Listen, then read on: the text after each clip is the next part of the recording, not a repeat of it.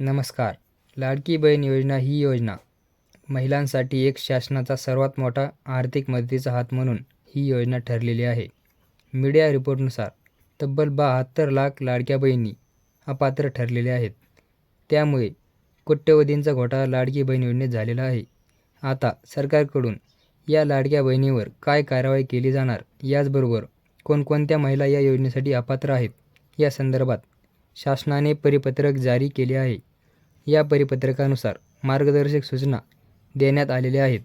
यानुसार आता अपात्र लाडक्या बहिणींचे अर्ज बाद केले जाणार आहेत. याची संपूर्ण माहिती या व्हिडिओमध्ये आपण जाणून घेणार आहोत. यामुळे हा व्हिडिओ संपूर्ण पहा.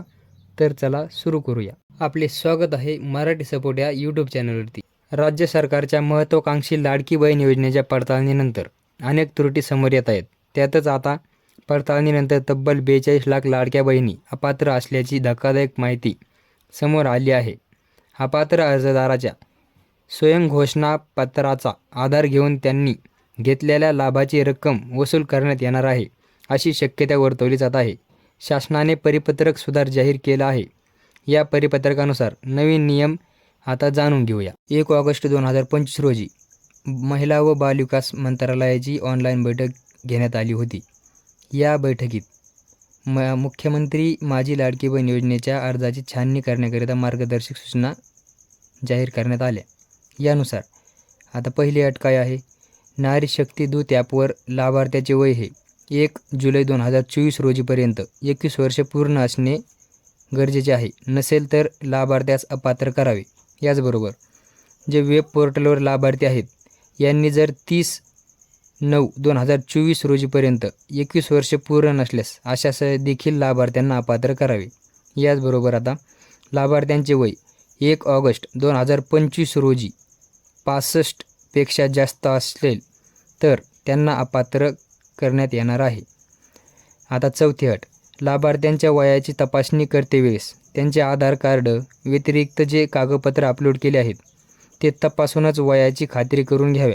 म्हणजेच आता यामध्ये आपण पाहू शकता, वयाचा पुरावा तपासताना केवळ आधार तपासू नये, तसेच आधार कार्डवर व इतर कागदपत्रांवर जन्मतारखेत बदल आढळल्यास जो पात्र लाभार्थी आहे यांना अपात्र करण्यात येणार आहे. आता येथे तुम्ही 5वी अट पाहू शकता.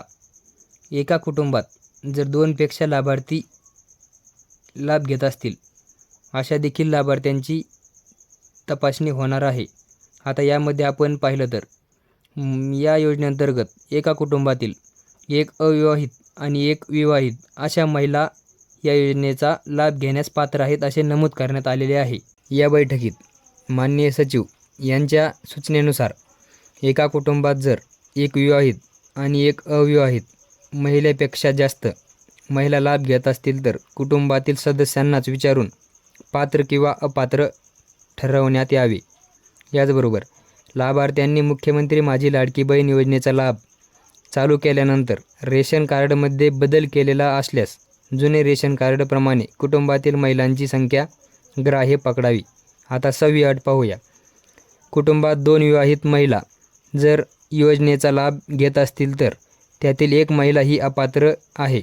आता यामध्ये उदाहरणार्थ 1 कुटुंबातील सासू आणि सून अथवा 2 किंवा 2पेक्षा जावा जर लाभ घेत असतील तर त्यातील 1 महिला ही पात्र ठरेल व इतर अपात्र होतील. 2 कुटुंबातील 2 बहिणी लाभ घेत असतील तर त्यातील 1 बहीण ही अपात्र असणार आहे. याचबरोबर लाभार्थी महिला ही जर परप्रांतीय असेल तर त्यांना देखील वरीलप्रमाणे निकष लागू करण्यात येतील. आणि 8वी अट, लाभार्थी जर स्थलांतरित असेल तर स्थलांतरित ठिकाणावरील एकात्मिक बाल विकास प्रकल्प अधिकारी यांच्यामार्फत लाभार्थ्यांची तपासणी करून घ्यावी.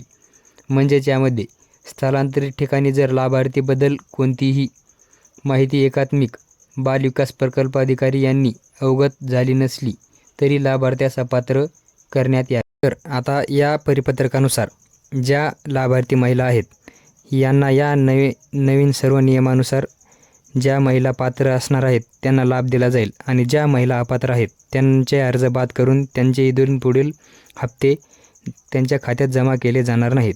आता यामध्ये आपण पाहिलं तर याचबरोबर 1 ऑगस्ट 2025 रोजी लाडक्या बहीण योजनेच्या अधिकृत वेबसाईटवर ई-KYCचा पर्याय देखील आला होता.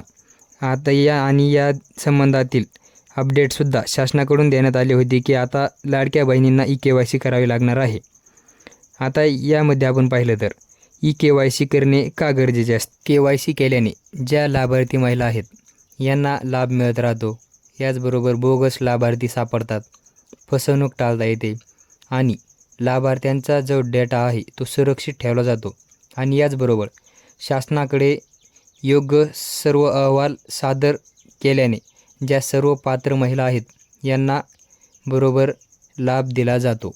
आता यामध्ये आपण पाहिलं तर KYCचा पर्याय देखील अधिकृत वेबसाईटवर देण्यात आलेला होता, परंतु अद्याप देखील KYCची प्रक्रिया सुरू झालेली नाही.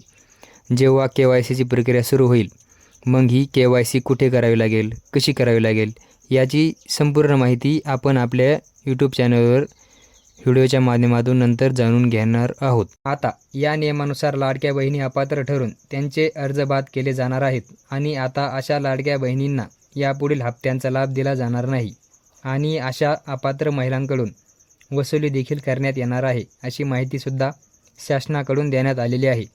तर लाडक्या बहिणींनो, हे होते लाडक्या बहीण योजनेसंदर्भातील महत्त्वपूर्ण असे अपडेट. हा व्हिडिओ तुम्हाला आवडला असेल तर लाईक करा, शेअर करा आणि अशाच नवनवीन अपडेटसाठी आपल्या मराठी सपोर्ट यूट्यूब चॅनलला सबस्क्राईब करा. धन्यवाद.